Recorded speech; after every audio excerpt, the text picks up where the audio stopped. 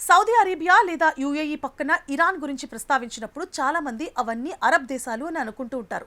భౌగోళికంగా కూడా ఒకేలా కనిపిస్తుంది, మతం కూడా ఒకేలా కనిపిస్తుంది, కాబట్టి అలా ఊహించడం సహజమే. కానీ అసలు నిజం ఏంటో తెలుసా? ఇరాన్ ఒక అరబ్ దేశం కాదు, అది పర్షియన్. ఎందుకో అర్థం చేసుకోవడానికి ఆధునిక రాజకీయాలను, గత చమురు సంపదను, ఇటీవల యుద్ధాలను దాటి రాతితో చెక్కబడిన పురాతన సామ్రాజ్యాల యుగంలోకి ఇలా చాలా వెనక్కి ప్రయాణించాల్సి ఉంటుంది. ఇరాన్ అరబ్ దేశాల సమూహంగా ఉంటుంది, కానీ అది అరబ్ దేశం కాదు. దాని ప్రజలు ఎక్కువగా పర్షియన్లు, దాని భాష పార్సీ, దాని చరిత్ర ఇస్లాంకు చాలా కాలం ముందు పురాతన సామ్రాజ్యాల వరకు విస్తరించి ఉంది. అరబ్బులు లేదా ఇరాన్లు రాకముందు ఈ ప్రాంతమంతటా ఇస్లాం వ్యాపించడానికి చాలా కాలం ముందు పర్షియా ఉండేది.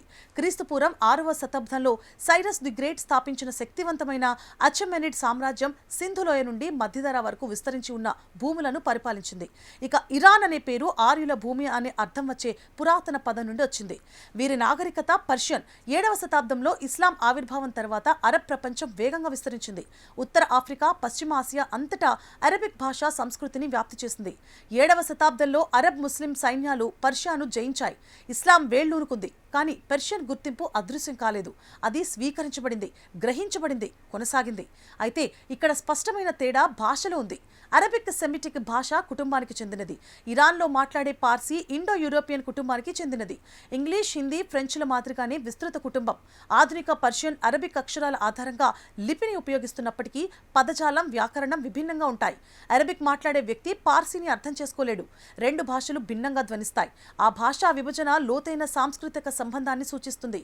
చాలా మంది ఇరానియన్లు ముస్లింలు, కానీ వారు జాతిపరంగా పర్షియన్లు లేదా కుర్దులు లేదా అజరిస్ వంటి ఇతర ఇరానియన్ సమూహాలకు చెందినవారు. ఇరాన్ జనాభాలో కొద్ది శాతం మాత్రమే అరబిక్గా గుర్తిస్తారు. మరోవైపు అరబ్ గుర్తింపు అరబిక్ భాష వారసత్వంతో ముడిపడి ఉంది. సౌదీ అరేబియా, ఈజిప్ట్ వంటి దేశాలు అరబ్గా పరిగణించబడుతున్నాయి, ఎందుకంటే అరబిక్ వారి ప్రాథమిక భాష, సాంస్కృతిక వెన్నెముక. ఇరాన్ భౌగోళికంగా మధ్య ప్రాచ్యంలో ఉంది, అయినప్పటికీ దాని చారిత్రక మూలాలు, భాషా సాంస్కృతిక జ్ఞాపకం పర్షియన్. ఆ వ్యత్యాసం ముఖ్యం. అది రాజకీయాలను, పొత్తులను, ప్రజలు తమను తాము ఎలా చూస్తారో రూపొందిస్తుంది. కాబట్టి ఎవరైనా ఇరాన్ను అరబ్ దేశంగా సాధారణంగా ప్రస్తావించినప్పుడు ఒక్క క్షణం ఆలోచన చేయాలి.